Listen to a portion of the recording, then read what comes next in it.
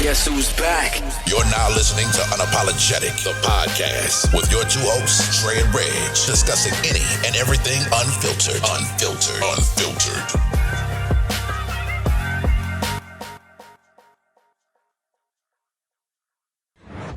Let's get it.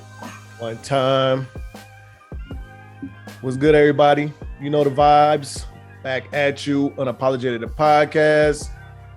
Dre the Nomad, Edge Prime Minister. Recording a little late, but we still doing it.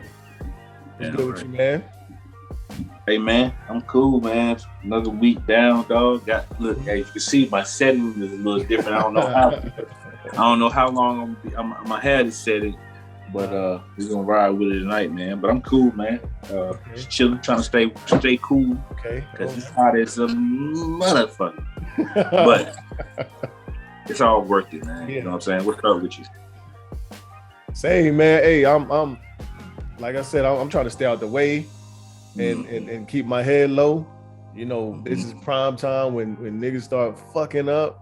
Yeah. And it's true. Throwing a whole career away, and I'm not trying to do that shit at all. So stay low. Like, hey, we need you to shovel some shit.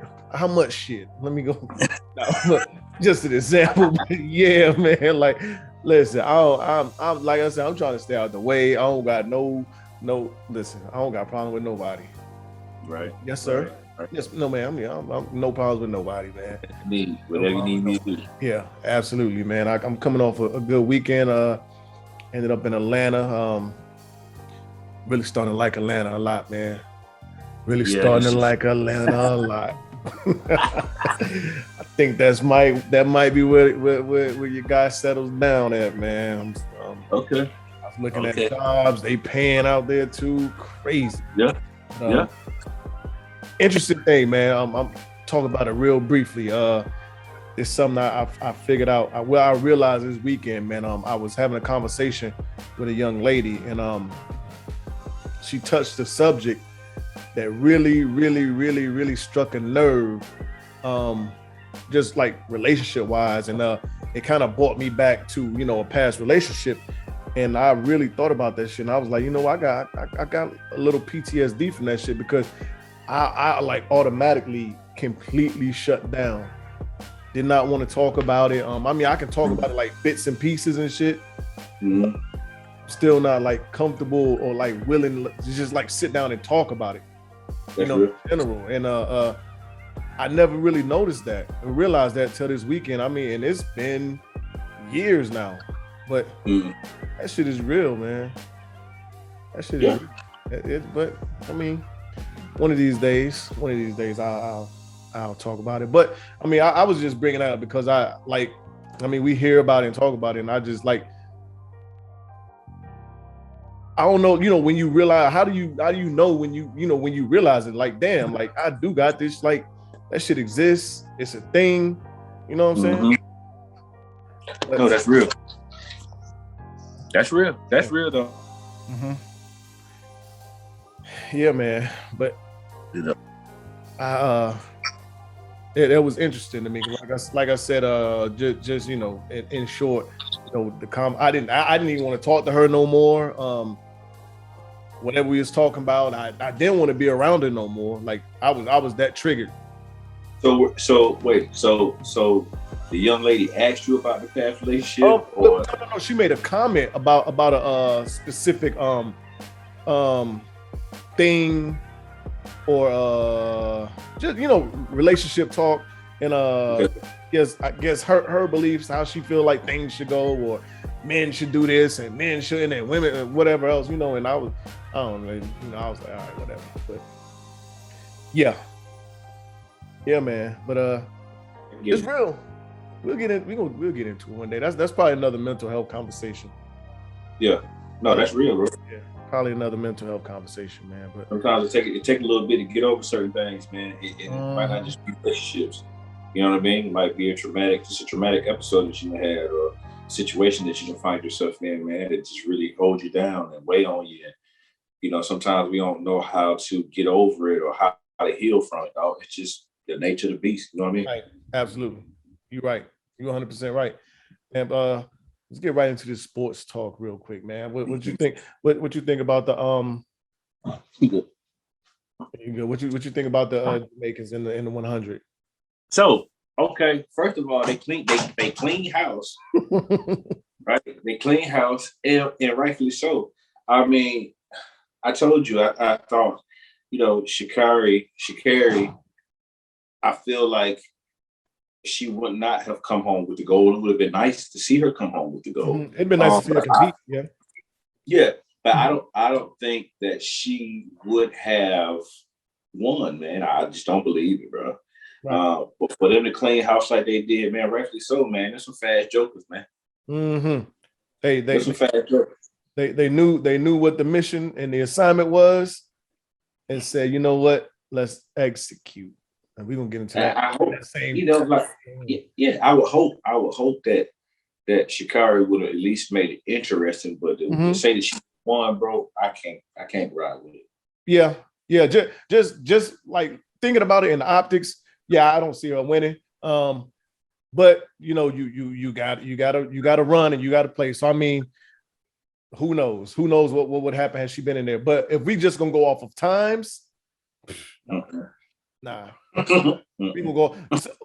So one interesting fact and thing that I'm really noticing and that I'm keeping an eye on, just looking at these Olympics. When you're looking at these track and field events, when you look at the people that are winning, besides the white boy from what was it, Spain, that ran that 10-4, was it 10-4 or 10-5? The hurdles. And the black dude and our black dude finished right behind him like a second, and they both broke the world record. Right. But yeah, well, outside of him, when you look at everybody else that's winning, that's winning these gold medals.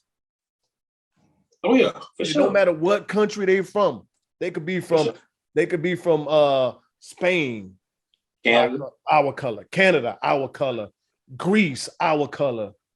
Yeah. It don't like that's France, our color. Like if you're looking at them, like it is melanated people that's dominating every event. Right. Well, no matter what country they come from. Would you expect anything more or anything less? I don't. Yeah, no, not at all. But just an interesting observation. Interesting observation. But yeah, getting back to them, I think, well, the Jamaicans dominate the anything track for the longest anyway. I mean, like we said last week, it's been a while since we had somebody really making noise. Go crazy in kind of track. Right. It's been a while since we had somebody really making noise. What you think about the NBA draft? And before we get started, let me shout out Joe Barry. Hey. He on the Hornets Summer League. Let's hope he make the league. Okay. He deserves it. Shout out to Joe Barry, man. Shout out our guy Joe Barry, one of the greatest Tar Heels. Man, most decorated. Mm-hmm. Him and Psycho. Him and Psycho T. Him and Psycho. Yeah. So my thoughts on the draft, I feel like you know what? I liked how the young boys from the G League, how they were able to, go to the G League, since we're talking about, likeness and not going to college and whatnot, how early some of them got picked, man. You know what I'm saying? What the number 2 pick went to the G League. So, yeah. Yeah, Green. Jalen Green, right? Jalen, is his name Jalen Green? I believe so. Yeah. Number 2, he was in the G League, and I think maybe about 4 or 5 of them went in the lottery. So for me, man, that's huge. The days of the season senior have been over, right? But we definitely saw,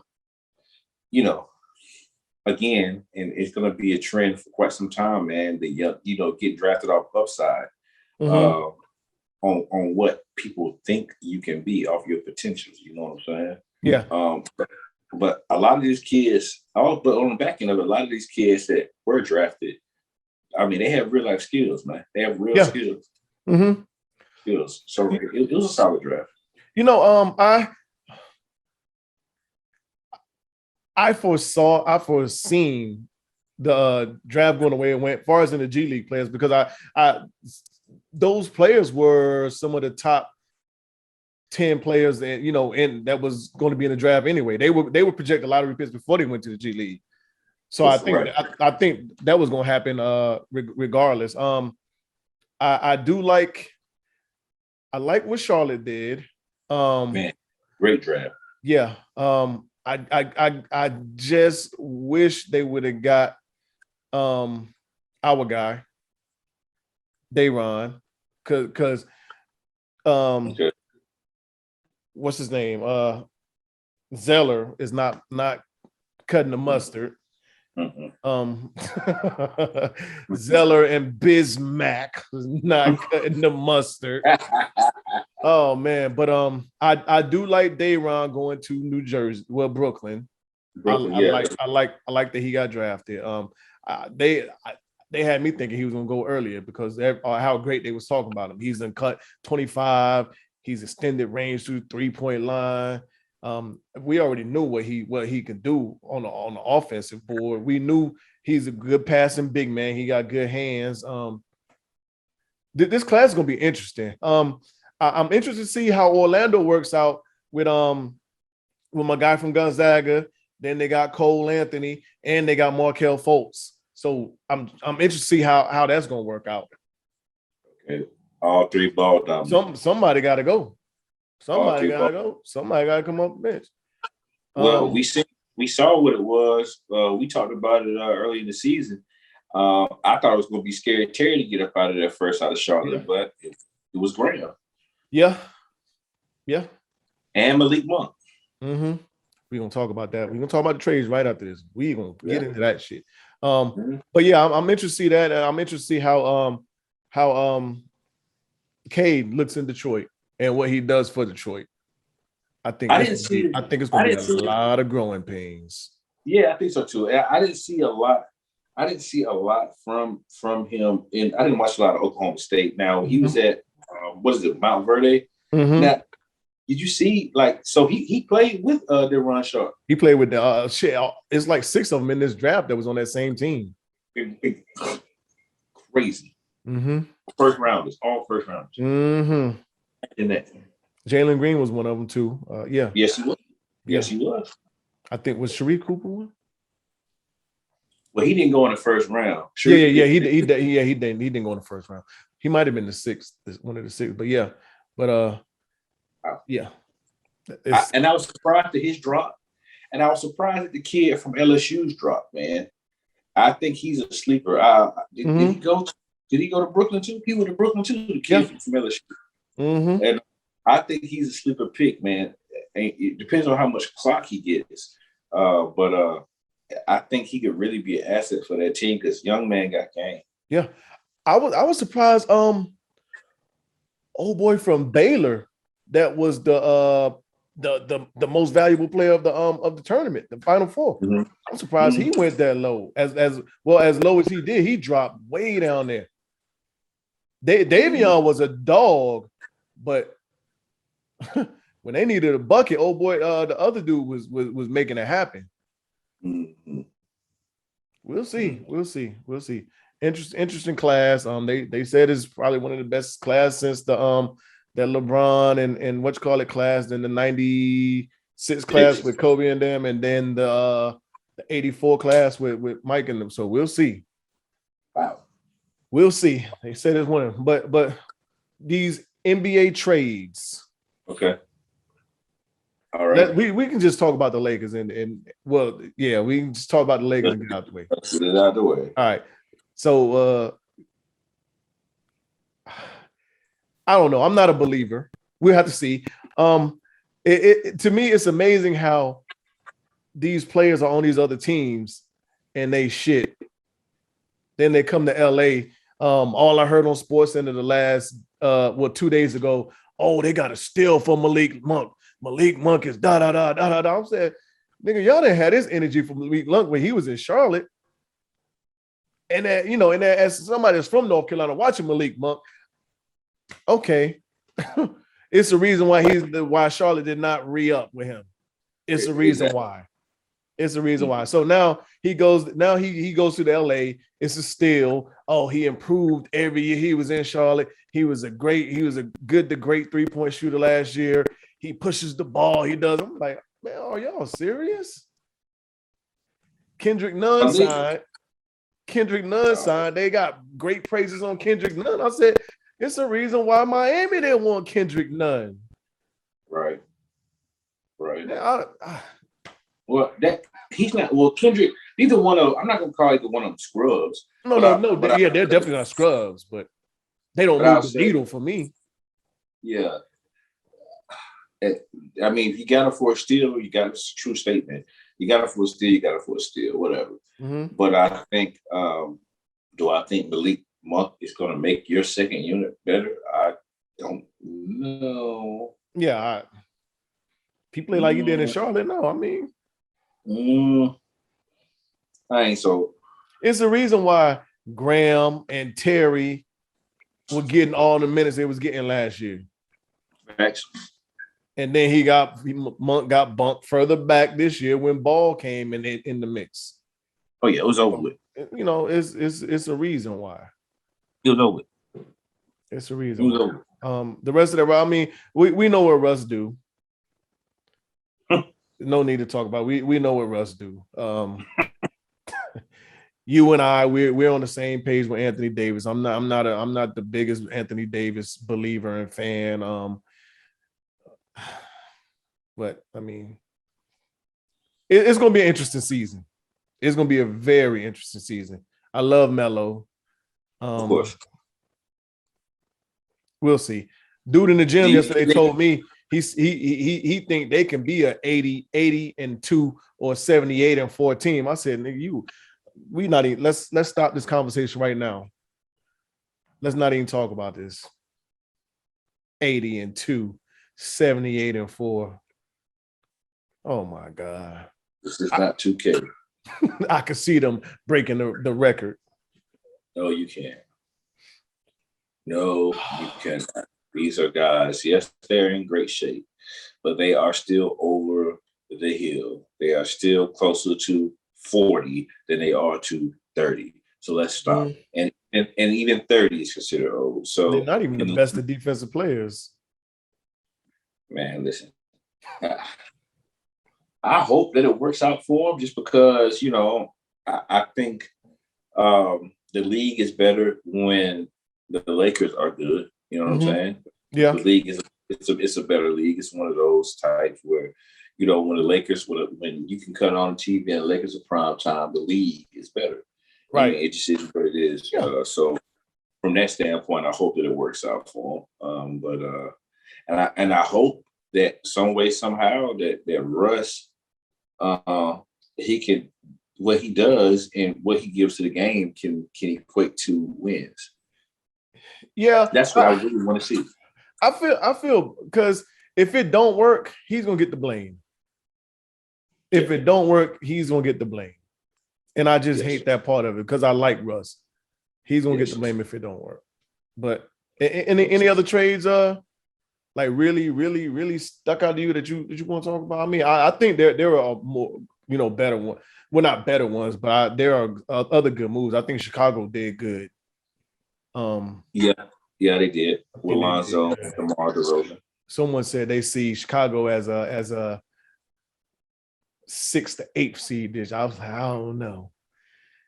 They might be a little tougher than that. Yeah, I don't know what's going to come about with the Kyle Lowry trade, man. I mean, you got two guys that pat the ball, and him and Jimmy, man. So what is that going to look like?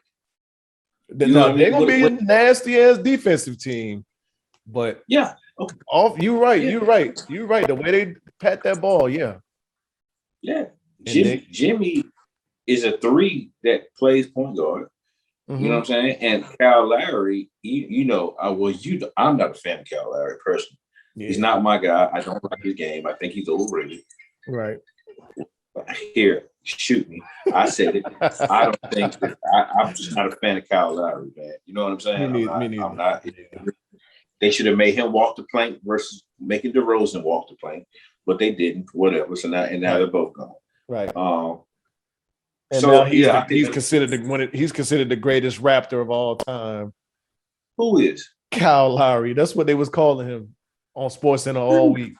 They've been calling on SportsCenter, FS1. They've been calling Kyle Lowry the greatest Raptor of all time. And that's why I don't watch TV. Because I probably would have broke it if I heard some bullshit like that. I probably would have broke my damn TV, bro. They said Vince Carter is they said Vince Carter is probably, I forgot how they phrased it. Well, they might have, I think they call him probably the greatest and most loved, or Vince Carter might have been the most loved, but they put Kyle Lowry in that mode, and they said DeMar is the stats leader, but Kyle is, and then they said Kyle Lowry was the heart and soul and engine of that championship team. They said Kawhi was the best player, and of course the key, but Kyle Lowry was the heart, engine, soul of that championship team. I said, okay. Moving on, please.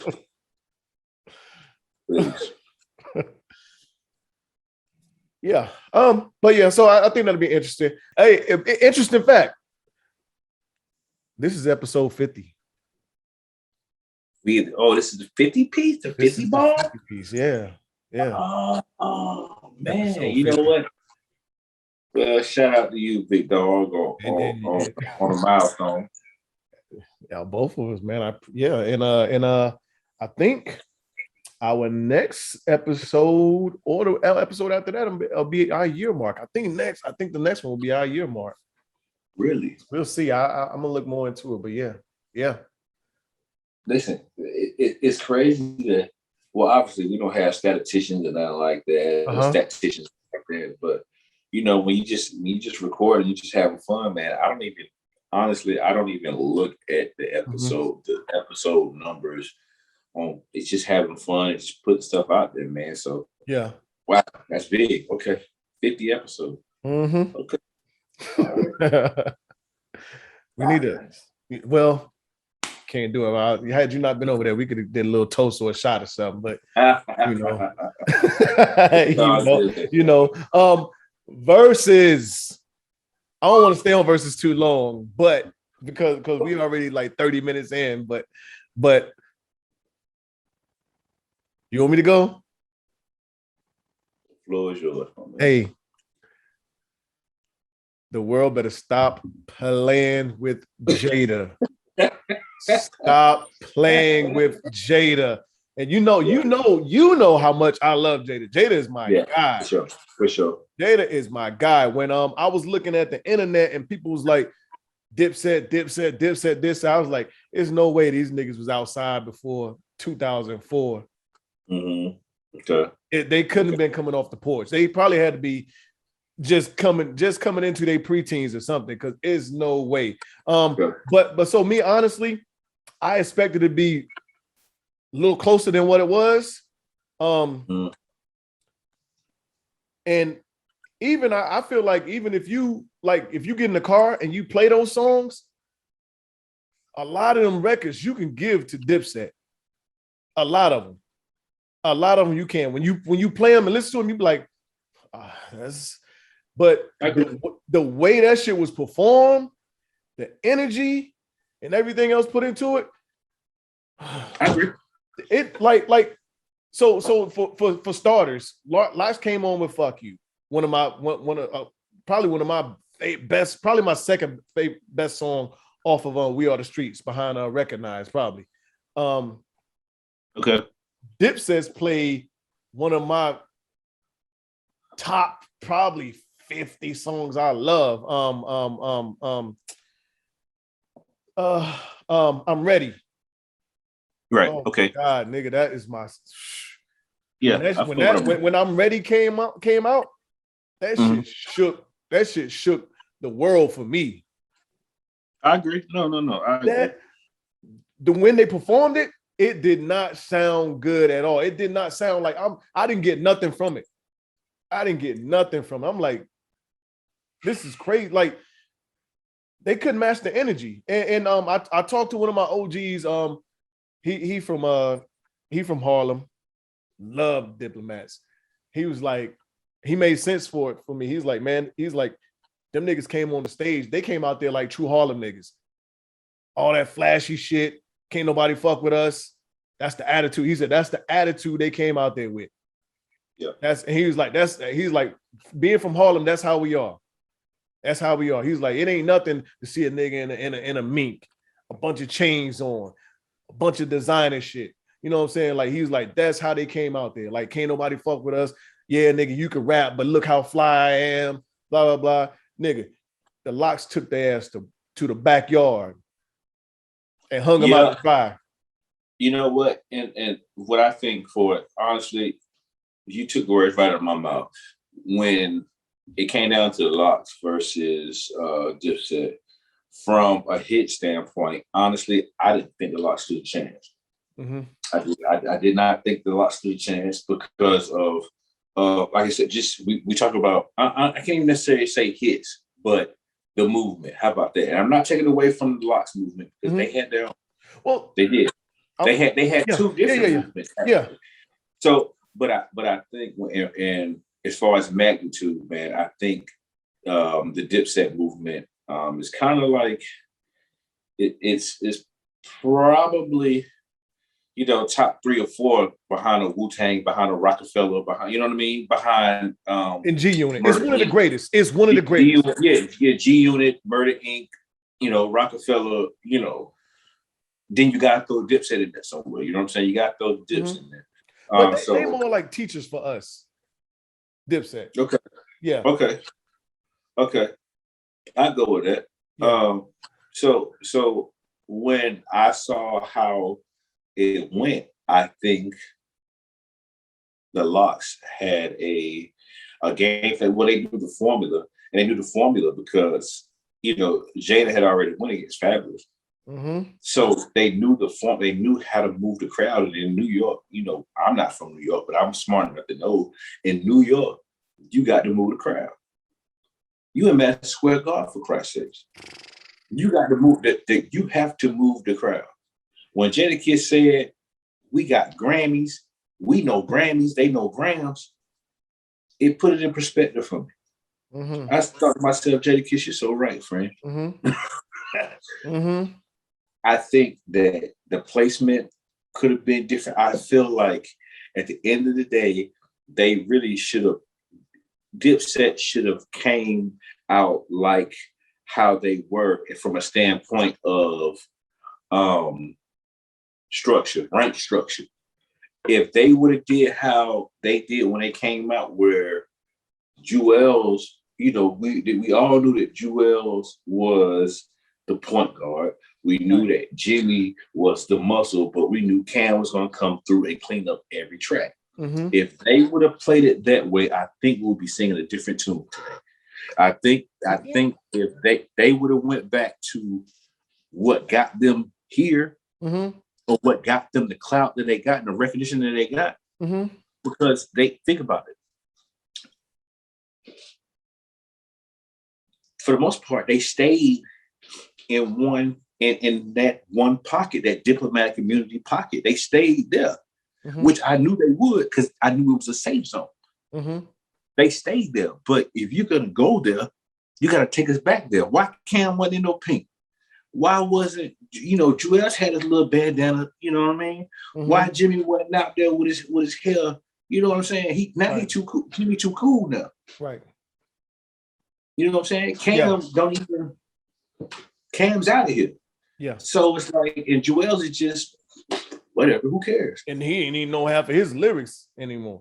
Well, neither all of them was forgetting lyrics. So I think you're right, but I want to add in that the L.O.X showed us the difference between MCs mm-hmm. and rappers, I guess you could say, because I agree. Them niggas put on a performance. And granted, that's what they're supposed to do. Why? Because they've toured with Diddy. They've toured with Hope. They've been on, the L.O.X have, Dipset can't even say this, the L.O.X have been on every major hip hop tour, from Hard Knock Life tour to Rock the Mic to anything Bad Boy did to the Rough Rider, Cash Money. I mean, you name it, the L.O.X have been on it. Right. So they know how to perform, and they, as I said before, they knew the assignment and the mission, and came out there and performed and put on a show. Gotcha. The energy was there. Dipset was a little too cool for me. Wasn't no energy, too cool. Freaky Zeke was the most animated, and I don't even know why he was up there. Why was Hell Rail and JR Ryder in the stands? Good question. Because Hell Rail performed for one of the boxing matches before they showed up. Yeah, that's a good question. That's a good question. But after that, Who Shot You freestyle, wrap it up. You turn them lights out. They might as well turn them lights out. When Jada dropped that mic, that's when the energy would start going downhill. And then Jewel stepped out there. I don't even think these niggas like girls. Okay. So let's run off 5 straight then. Let me hit you with these girl tracks that won Grammys. And then let me throw in there, I Need a Ride or Die bitch. Oh, by the way, let me throw in Knock Yourself Out. Yeah. Yeah. It was a great show. I loved it. Epic. I'm trying to go to that concert. I think it's the 15th of September. They're gonna be out here with they're gonna be in Atlanta with State Prop, both of them. So I'm trying to make that, and then I'm trying to turn right around and hit and see Benny like 2-3 weeks after that. I saw that. Yeah. I know Benny's gonna be around. So we'll see. But I don't have no more on that. I thought it was good. I love the energy. I love what they did for hip hop, and I think for those that don't know what Jada do, if you don't know by now, you should know. And I think we probably can revisit that top 5, dead or alive, just off of the whole ball, performance, bars, how he. That nigga was in a zone, in a Kobe 81 point zone. Like, I've never seen a rapper in a zone like that in my life. Yeah, he definitely was in his bag, man. He definitely was in his bag. Hats off to Jada for his though. I don't really feel like talking about DaBaby. I mean, cancel culture. Is it real? Cancel culture? How real do you think it is? No, it's not. It's okay. You have moments of, I'll say he's having a down moment. Will he be canceled? No. Yeah. Should he be canceled? No. So I mean, he said some things that weren't cool, but at the end of the day, man, you know, we've accepted artists back for much worse than what he said, man. I think it's just at the end of the day, it's just a much softer, society. So yeah. I'm not surprised that people are trying to cancel him and trying to offer up education on homophobia and AIDS and all that stuff. And I'm not surprised, honestly. You know what I'm saying? Like, yeah. But it's not a here nor there. Wish the man well, man. And maybe this is a lesson to be taught, especially in the business, from a business aspect, because he wasn't going to apologize till about the 3rd festival said scram. That 3rd festival said scram. That's when that PR kicked in. Yeah, and I honestly, I don't even think it was the ones that were dropping him right now. I think it was the future ones probably in his ear, like, hey, you're supposed to do this show in the next month or this show. I think it was them ones coming up in the future that was like, hey.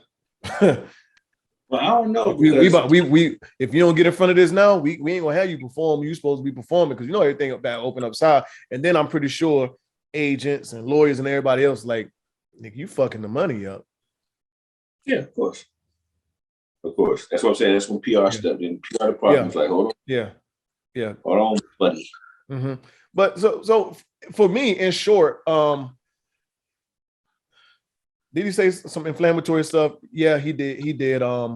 He did. That he shouldn't have said. But I just want to say that if the way things are now, a lot of our pioneers and forefathers, comedians, actors, entertainers, whatever you want to call them, they would not. I mean, we wouldn't have anything. We wouldn't have anything. There would be no legacies if we was working under the same stipulations, criterias, and I hate to even use the word sensitivity, but it applies. So, you know, Bernie Mac wouldn't be Bernie Mac. Eddie Murphy would not be Eddie Murphy. Red Fox, Richard Pryor. I mean, none of our greats would be great. We wouldn't have, like we said, we wouldn't have anybody. Even some of the whites, George Carlin. I agree. So I mean, it's sad. I honestly wish that we would. So some of the stuff he said, I'm not, like I said, once again, I'm not going to downplay any of it. It was inflammatory. No. It was inflammatory. No. But I do wish for, you know, that we can be in a society to where, and I'll use a comedian as an example. A comedian can tell a gay joke and not be chastised for it. He's up there telling jokes. When he says something about black people, it's not black people rioting and marching. When he says something about white people, it's not, you know what I'm saying? Like a joke is a joke. You know, and it's meant to be funny. Right. So and it's not going to, I get where you're going. I'm sorry to cut you off. No, you're good. You're good. It's meant to be funny. You're not going to have jokes with you're not going to be successful as a comedian without talking about people.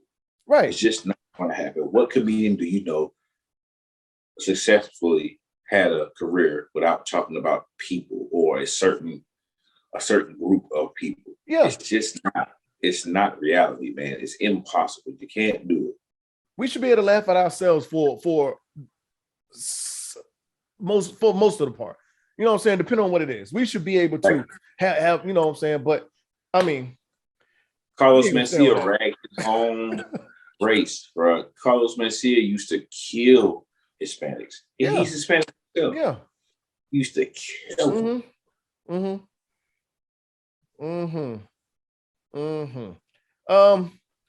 I know you had asked a question about how long. I'll let you rush that in.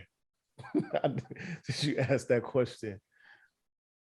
So what is it? What was the question of how long is the way I worded it was how long is too long to wait for the ring?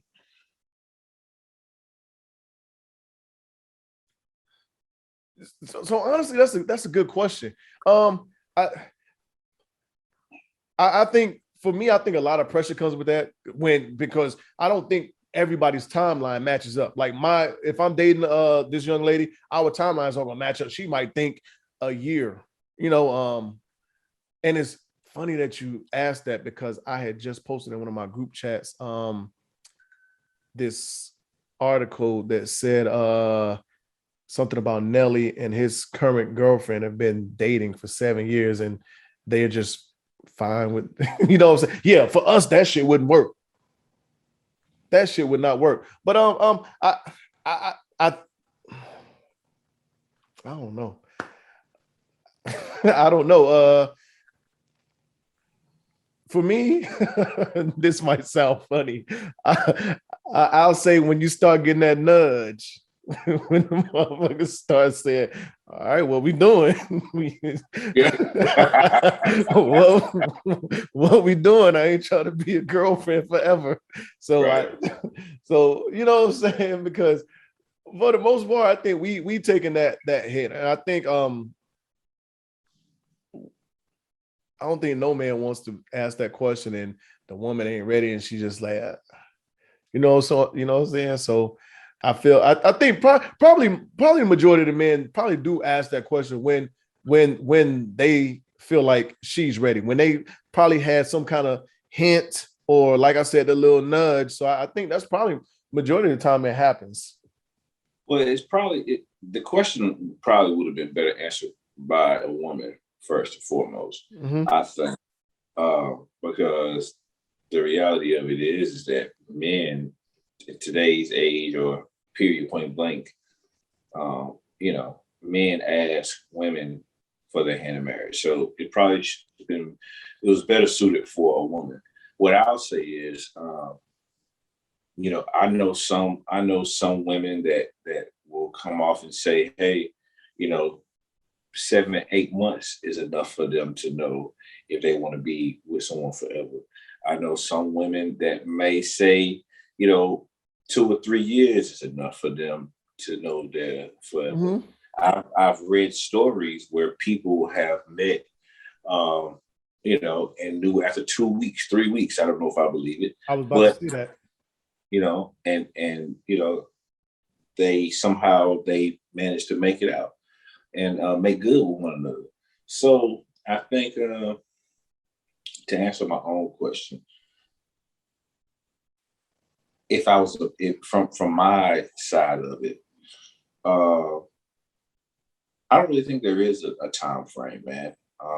I think it has everything to do with, you know, your past experiences. You know what I'm saying? Because, you know, let's say you jump into a relationship fast.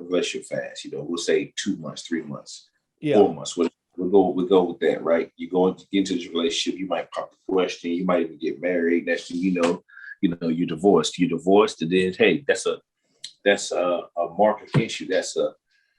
That could be something that's detrimental to how you feel towards women, or how you feel toward relationships. You know what I'm saying? Right. So that next one's going to be 10 times as tough, maybe, possibly. So that may add a little more time on it. If that doesn't work out, then what? You're not just going to go, you know, for round 3. You're just not going to jump in for the knockout punch. You know what I'm saying? You're going to dance around the ring a little bit. But it's just human nature. Yeah, you're right. And so the statement you said, so I do know 2 people that have got married fairly in a short amount of time, less than a month. One, their relationship lasted probably about 7 years. The other, I want to say they probably about 14 years in now, still married.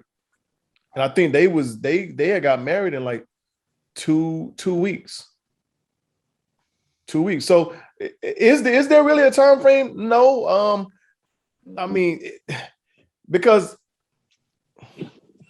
I mean, when you know, I guess, but I do know, because I've had this conversation before with a lot of people, and I know people that's like, you know, no, I couldn't see myself marrying anybody in that short of time frame because I don't know them. But here's a great question. When do you really know that person? Facts. I mean, so I mean, I can't knock it. I mean, if it worked for them, it worked for them. Do I see myself in that position to where no, but I'll never say never. I haven't met that person that, you know, made me just want to drop on one knee in 2 weeks. I mean, I would love to meet that person, but I just don't think it'll happen. But I mean, I think I'd be afraid if I probably would too. And I think that's what probably holds a lot of us back. That fear, the fear of it, and then us not being as open-minded into I guess seeing that we got them blinders on. Okay, you know, it works. So I mean, it has worked for people. Yeah, it has worked for people. So I can't say it's not possible. Absolutely. But I mean, I would like I said, I would love to meet the woman that just makes me want to do that. She out there. Yeah. I hope you're watching. Come find me. So I can pull up on me.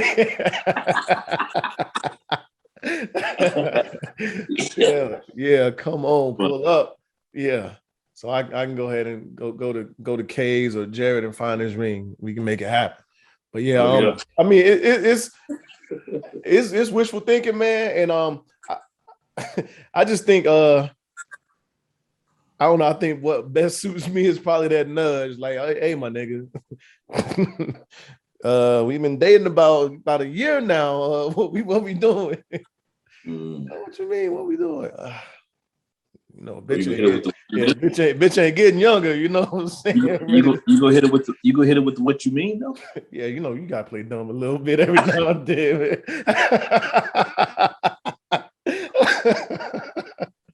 What you talking about? What, you want something to eat or something? You good?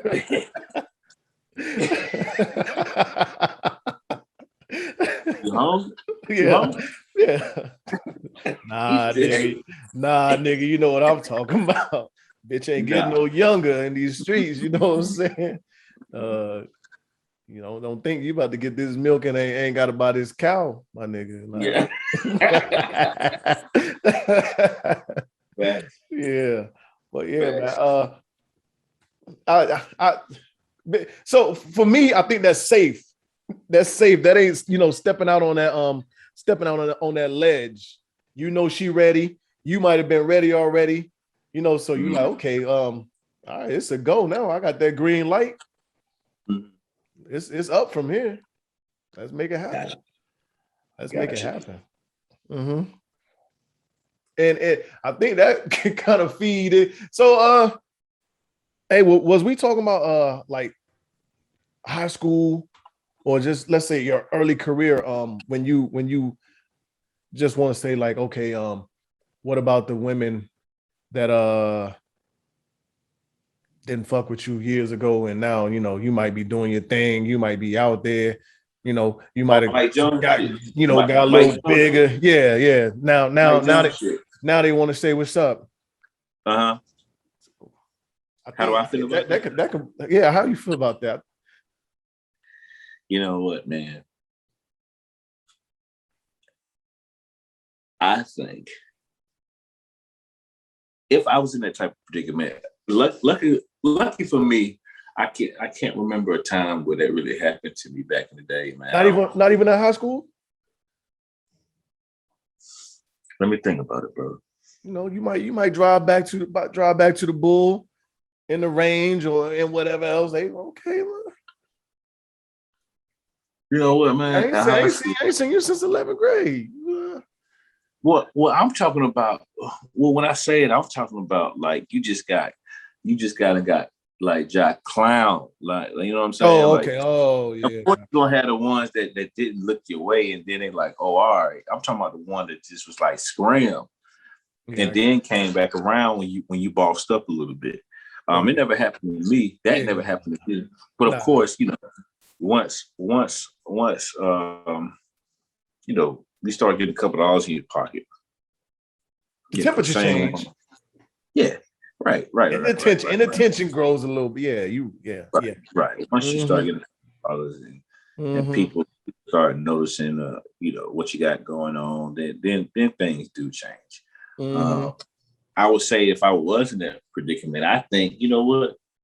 I think I would have probably been a scoundrel and just ran through. and I'm just saying, and guess what? And I ain't even talking about physically, dog. I'm not even talking about physically. I'm not, for the record, I am not talking about sexual. I'm talking about straight up. No, I'm not. I got you. Yeah, I'm talking about straight up, like I probably would play on their brain to death and then be like, I'm just saying God worked back then, though. Okay. What gives? Not me. I'm not giving up shit, so you can go. Right. That's what I think.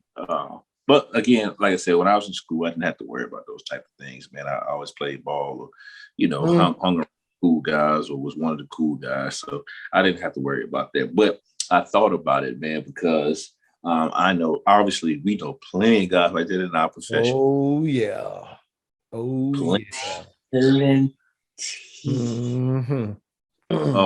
Of people, not even guys, but people. I know a young lady, man, I hate to talk bad about her, but she can even admit it, man, that when she told me, yo, I wasn't the first pick in school, right? She was not the first pick in school, bro. Just did not have it together, right? Just you know, for whatever reason, you know, maybe it was a little chunky, you know, had pounds, didn't have, you know, the means or whatever to do or look the way all the cool kids look. Yeah. Got into the Army, got a couple dollars, got in shape, started moving around a little bit, started getting them looks. Now she's smelling herself. Oh, not to mention she took a trip down to Miami. She took a trip down to Miami. You know what I'm saying? Got caught up in Miami. Yeah. Came back. Now she a stallion. Mm-hmm. And she said she remembered. She remembered. She said she remembered. Told me straight up. Yeah, and the glow different now. Oh, wow. The glow up is serious. The glow up is serious. Because now it's like it went from, hey, come talk to me to nigga, I wouldn't let you smell my dirty drawers type. You know what I'm saying? So be careful how you treat a motherfucker, boy. yeah. Because it will come back. It will come back. Nigga turn from Urkel to Urkel real quick now. Yeah, to Stefan. Yeah, Urkel to Stefan. Yeah. Urkel. You feel it? You know, so the same situation. I haven't never like been in that because I've never been like that lame nigga, you know what I'm saying? But there has been some motherfuckers that and I would probably say more or less military career that I may have my eye on that, you know, and then a couple duty stations later, shit was a little different. And yeah, and I did some running through. I had a nice little streak, man. I ain't gonna lie. Yeah. I had a nice little streak once upon a time. I did, man. Yeah. Especially when I got on the trail. Oh, shit got real then. Yeah, nigga look for some reason, nigga look different with a hat on. Okay. All right. I'm that same nigga, but whatever. Okay. Whatever. Hat, man. It was a round brown, man. Yeah. Whatever. It was icing the cake. Y'all let that shit fool you want to. Ain't nothing, that ain't nothing changed, man. Y'all. But that shows you how shallow a lot of motherfuckers is. Yeah. That'll show you how shallow a lot of motherfuckers is. And they ain't shit changed, but motherfucker put a hat on. Nice. Now their attention changed. Or jewelry, or chain, or DMs look different. Get out. All right. Okay. Well, you know what you can do for me, baby. I mean, you know what I'm saying? But entitlement. The entitlement of let's talk about that real quick before we get out of here. Just the entitlement that a lot of people have, and I hate to even put it on just say women, because I think a lot of men have that shit too. It's not just women. Yeah, I'm glad you said that. Yeah, so I think we was starting out just, you know, touching on, you know, how, you know, a lot of women may feel like a sense of entitlement because, you know, well, nigga, I gave you some pussy, or, you know, blah, blah, blah. So, you know what I'm saying? So I hate that conversation in general because, as DMX said, you gave me, I gave you. That, you know, your pussy is no different than, you know what I'm saying, is no more on a pedestal than a dick is. It's the same. It's two sex organs. Right. Okay. You blazed me, I blazed you. Right. So does that make me entitled to something because I gave you some dick? No, absolutely not. Absolutely not. So as an adult, we need to figure out what are we talking. If you feel like you're entitled for me to pay some bills financially or do this for you or do that because we fucking, you can go. I mean, you can go somewhere else. Yeah, you know what? I don't. I asked that because I was watching the guys from 95 South, the comedians, you know, DC Young Five, Chico Bean, Carlos, and there were two women on there, and I forget the phrase they used exactly, but basically they were talking about, hey, if I'm out here give you the buns up, there ain't no reason for me to not have no money in my pocket or not do this. It's about being conservative with the bun, right? Being conservative with the bun. And Carlos is basically like, or Chico Bean was just like, why don't you be conservative with your body count? Why don't you be conservative about the people that with your brain, or why you feel like because you're messed up, you can give some buns up and a man should take care of you or get you out your situation. No, you should be thinking about what you need to do and why you got yourself in the situation in the first place. Mm-hmm. Yeah, I agree. Not coming up because your body. The same thing with men, because it's men out here that's doing it too. It's men out here that real life, as long as they feel like they can get them a chunk, they can get them what I like to call them good dummies. They feel like they can get them a good dummy. As long as they got them a good dummy, they can come up and do what they want to do. Whatever it is that they want to do, as long as they sling them little irons.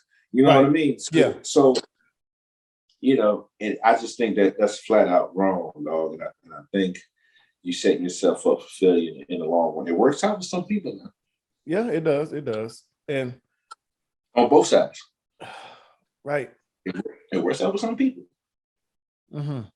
I think go go ahead. No, you good. Go ahead.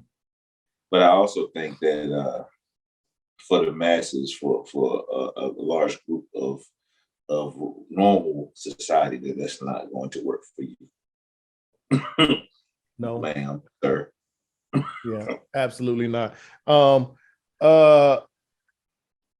I think, I don't know if we said this last episode or a couple episodes before, but I honestly feel like I'm not your financial responsibility, just like you're not my financial responsibility until we are either married or we come to some kind of agreement on that prior to it. Right. I'm gonna always be financially responsible for myself. If we fuck with each other like that, we're close, and you in a situation, a spot, Reggie, can you help me out?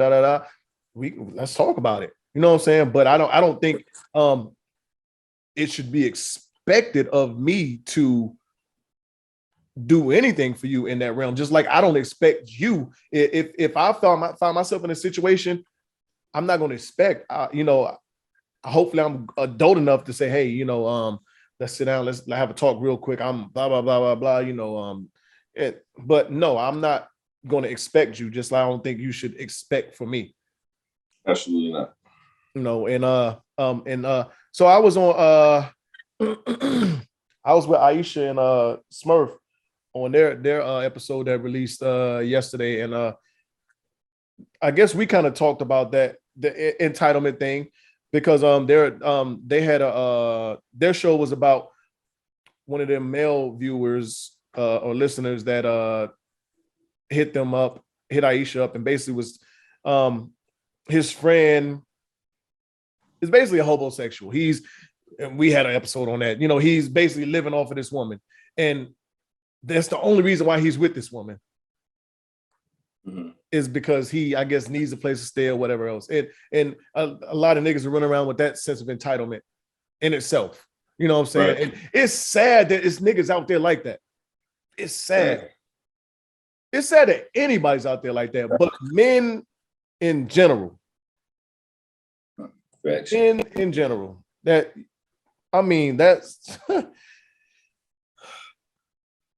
man, I don't know why.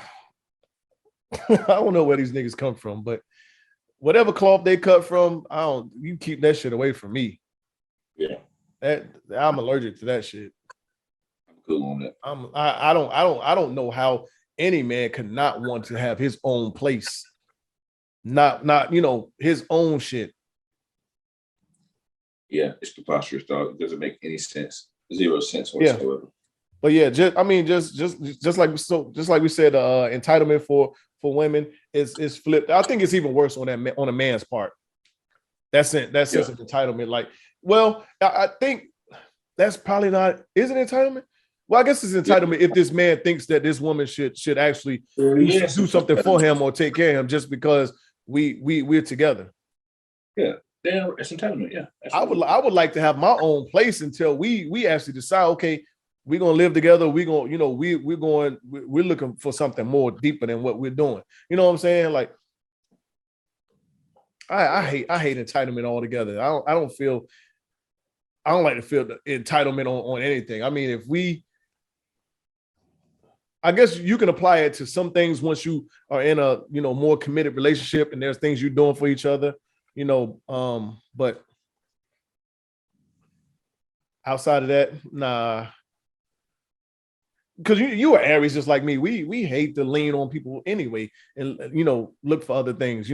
It's a lot of shit that I'll go through before I even say, hey, I'm fucked up. Blah blah blah blah blah. I need. You know what I'm saying? Especially if it's some major shit, some light shit. I might need a ride somewhere, a light bulb or some. You know what I'm saying? But some major shit. Like I know because you're Aries. We'll. I told my parents the other day, maybe about a month ago, 2 months ago, in doing some things for myself personally, and we'll be, for the most part, we'll be debt free come December, right? Mm-hmm. Debt free, right? So, but I didn't let my parents know what I was doing to get to that point. You know what I'm saying? Mm-hmm. And I was telling my stepdad, I said, man.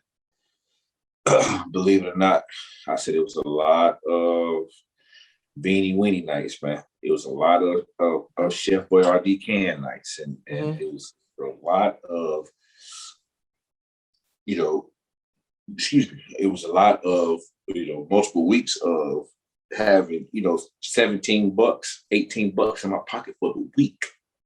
You know what I'm saying? Mm-hmm. I went through a lot of that, to get to where I am today.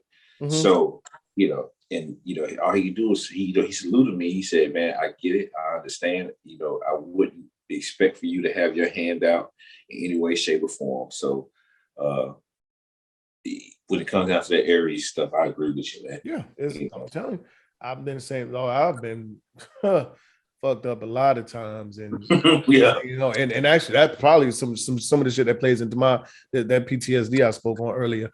But so before we get out of here, man. One of our viewers from last week's episode, we had talked about the good Christian man, good Christian woman. Okay. So they actually wanted to hear your take on this one. A family that prays together stays together. I agree. You agree? I agree. Okay. So if we run it back to last week, what about the family that ain't too religious, that don't really pray, but have been together forever? Well, I didn't. So when it came, I'm glad you brought it up. So when it came down to last week, let me clear some things up. Let me clarify, because I was told from a viewer that what I said was contradictory, because I said I believe in supreme being, but then I said I put God first. Like, which one is it? And first and foremost, I'll say the reason why I say I'm non-denominational. And, mm-hmm. So at the end of the day, yeah, I believe in God. Okay. Of course, I mm-hmm. believe in God. Yes, I pray to God. Yes, I know God has given me all the things that I have, good, bad, and indifferent in my life. Mm-hmm. However, I decide not to place my eggs into one basket as far as a religion goes, because I feel like a man created religion. So mm-hmm. It doesn't mean that I don't believe in God. It just believes that I'm not a stickler for buying into a one particular religion. Mm-hmm. So let me clear that up. Yeah. Everybody's supreme being is not quote unquote God though. That's what I'm saying. Yeah. So you got God, the Son, the Holy Spirit, you got mm-hmm. Allah. You have all different types. Right. So yeah. So you said, but you saying that don't necessarily mean you believe in God. You can believe in, Buddha. That's your supreme being. Or yeah. So yeah. Right. So you were right in a sense, yeah. Yeah. So that's what I'm saying. So for me, I do believe in God. Okay. Mm-hmm. And at the end of the day, I say when I refer to God as the big homie. Mm-hmm. Doesn't mean that I'm like, oh, well, the big homies up there, crip walking and throwing up gang signs. Yeah. Like, no, that's not what I'm saying, man. Like, let's relax, okay, people. Let's relax. But getting back to what you said, so the reason why I say a family that prays together stays together is because praying is a big part of my life, right? It's a huge part of my life, and it hasn't so much been a part of every relationship that I've been in, right? Okay. But some the relationships that I have seen, the relationships that I have seen flourish, a lot of, not all of them, but a lot of them, it's because the man and the woman, or the couple, decided they were going to go before their God together.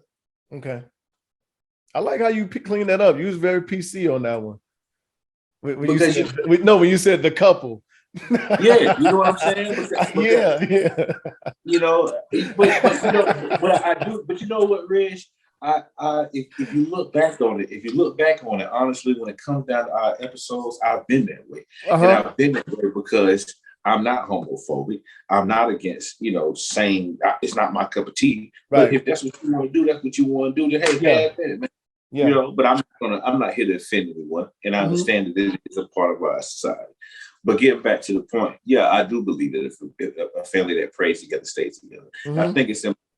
You know what I mean? And I think I think that in order to have a 100% pure, not even 100%, but the purest relationship, and to be able to take your relationship to the next level, I do feel like that there does have to be some supreme being up in there, man.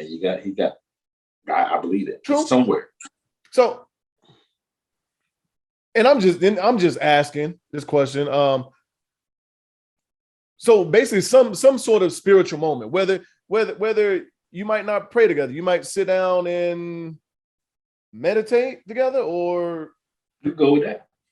So just a spiritual moment in general, to where you two are, I don't even know how to put it. So I'll just leave it at sharing or having your spiritual moments with each other, because I guess some people sit down and burn sage and just talk. Some people, yeah. So I mean, not necessarily pray, but a spiritual moment. Okay. I'm gonna go with pray, but I'm agreeing. Yeah. But I'm agreeing with what you're saying. Because that's what works for you. And like you said, your relationships that meant the most and lasted, they're yeah. So yeah, absolutely. Well, the one that I've seen, at least. Yeah, for sure. So yeah, that's a good question. Yeah, good question. Yeah. Hey, you ever been dated someone and once y'all broke up, like your family was like, man, I'm glad you got rid of that motherfucker?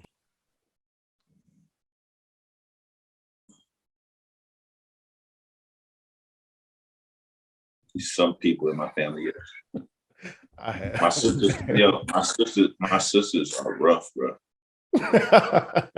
You feel me? Like my sisters are rough. My sisters are rough, bro. You know, my mom has told me that a time or two.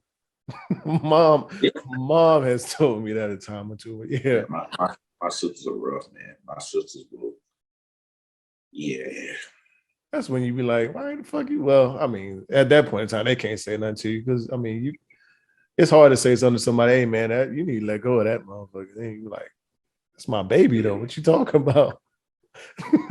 Right? Yeah. It's my baby though. What you talking about? I need to let go of them. But hey, sometimes, hey, especially mama knows better. I'm gonna go with that theory for now anyway. You know what? My mom did tell me one time that she told me one time, I don't like that girl. One time. One time she told me, I do not like that girl. And I don't know what that young lady is today in the world. And that's okay. Yeah. But she definitely told me that one time. Yeah, I've been told, I want to say about 2 times. Yeah. But I was a young boy then, man. You know what I'm saying? Yeah, for the most part, I was. Well, one of them anyway. Yeah, man. Episode 50 in the books. Bro. Got that Giannis on them. 50-piece, no biscuit top. Yes, indeed. That's how I go, man. And well, we should be further, but that's another story for another day. We know. We know. Another story for another day. But yeah, man, let's close it out. But you know, I give it up, man, as always, man. Shout out to, you know, the great state of North Carolina, man. Shout out to my family. You know, shout out to my babies, man. Shout out to, you know, Unapologetic Nation, man. Shout out to the other podcasts. I like how you put that, because I do, you know, pay attention to other pods and you know, give it up and show love to other podcasters, because, you know, it's a community, you know, that people may seem like, and it may be some people that are against each other, but, you know, you and I, you know, we really do give it up when it comes down to other podcasts. But as always, man, shout out to you, my dog. Again, like you said, 50-piece, man. I'm happy. I'm happy that I'm a part of this thing, man. I don't think, honestly, in all actuality, I don't think I would have ever stepped to a mic or stepped on a camera without you. You know what I'm saying? So I appreciate you, dog. I give you your flowers, my man. I appreciate it. I just wouldn't have.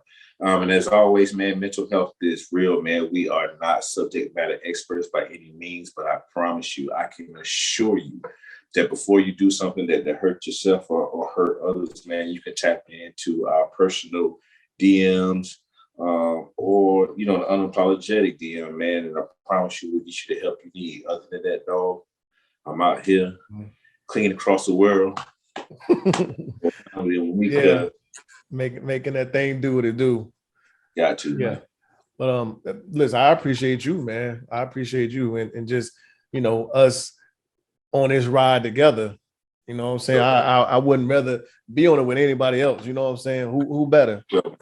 Who better? You know, but it's, you know, and I mean, chemistry word click word, and like we always said, this is just us regularly talking anyway. So right. You know what I'm saying? But definitely shout out to all our other fellow podcasters. I mean, like Dre said, this community is a very large community and still growing. You know, and everybody has something that they want to say, a voice, you know. So I believe, you know, just listening, you know, there are a lot of good podcasts out there. And a lot of y'all I personally love, you know, to listen to. I'd rather, you know, shout out the lesser knowns like us, you know, and people that we have actually been on, you know. But yeah, I appreciate everybody. Family, friends, listeners, supporters, subscribers, all that good stuff. Everybody that leaves comments, that has topics and ideas that they want us to talk about. Appreciate it. Episode 50 in the books. Like, subscribe, share this thing. Let's get 50 more of them. Let's get 150 more of them. Yeah. Let's keep the locomotive going, man. And thank you once again. Like I didn't say it the last 2 times, which I said I was gonna say it, but you can be anywhere in the world, but you right here with us, watching or listening. And we definitely appreciate that 100%, 110%. But as always, we're unapologetic, we're unfiltered. Dre the Nomad, Reg Prime Minister, episode 50. We gone. Boom. You know what it is. Thanks for listening to another episode of Unapologetic, the podcast. Don't forget to share, like, and subscribe. Better follow me.